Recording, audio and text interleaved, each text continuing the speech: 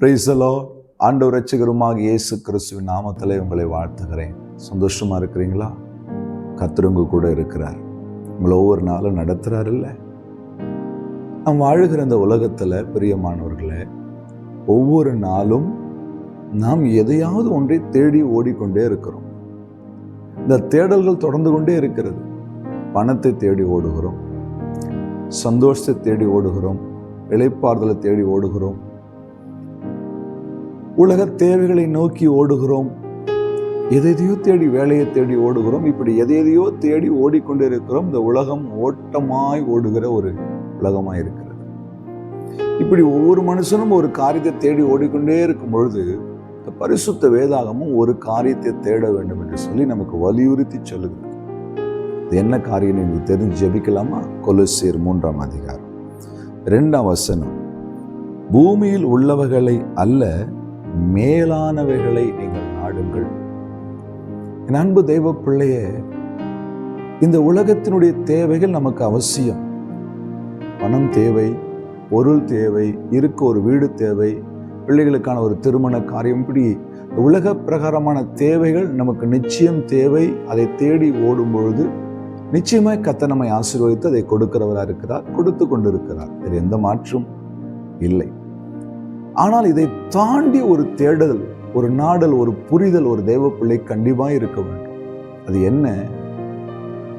தேவாதி தேவனாய் நம்மை ரட்சிக்கும்படி வந்த இயேசு கிறிஸ்து வீற்றிருக்கிற நீங்களும் நானும் நித்திய காலமாய் போய் இளைப்பாற போகிற, தேவனை ஆராதிக்க போகிற நம்முடைய தகப்பன் வீட்டை குறித்த, அந்த பரலோக தேசத்தை குறித்த ஒரு தேடுதல் நம்முடைய உள்ளத்திலே காணப்படும்.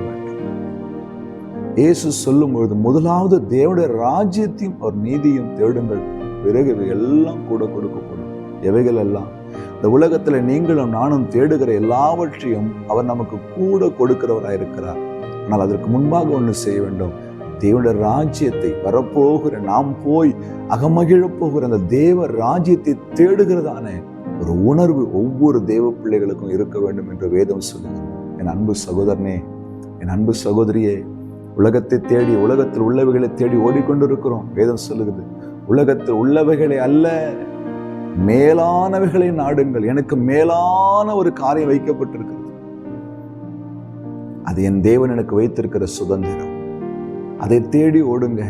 ஆண்டவரே, ஒரு நாள் உடைய ராஜ்யத்திலே காணப்பட வேண்டும், உடைய சமூகத்தில் உம்மை ஆராதிக்கிற கூட்டத்தில் நான் நிற்க வேண்டும். அதற்கு நான் என்ன செய்ய வேண்டும்?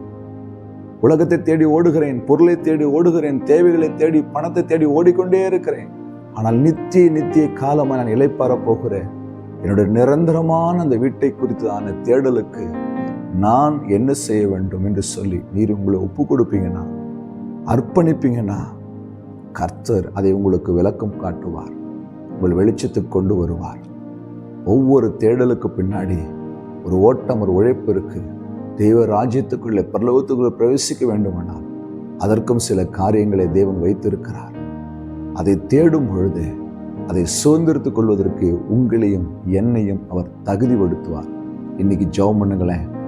என்னுடைய குடியிருப்பு பரலோகத்தில் இருக்கிறது, வரப்போகிறதை நாடி நாங்கள் காத்திருக்கிறோம், அந்த ராஜ்யத்தை தேடுகிறோம், அதில் பிரவேசிப்பதற்கு எங்களுக்கு உதவி செய்யுங்க. நீங்க ஜெபிச்சிங்கன்னா இன்னைக்கு கர்த்தர் அந்த ராஜ்யத்துக்குரிய பிள்ளைகளாய் மாறுவதற்கான வாசல்களை உங்களுக்கும் எனக்கும் திறப்பார். ஜெபிக்கலாமா? அன்பும் இரக்கமுள்ள ஆண்டவரே, இந்த வார்த்தைக்காய் ஸ்தோத்திரம். பூமியில் உள்ளவைகளை அல்லப்பா, மேலானவைகளை நாடுகிற ஒரு சிந்தனையும் இருதயத்தில் இதை கேட்கிற ஒவ்வொருவருக்கும் தருகிறார்.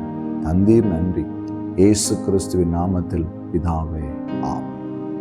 அல்லேலூயா.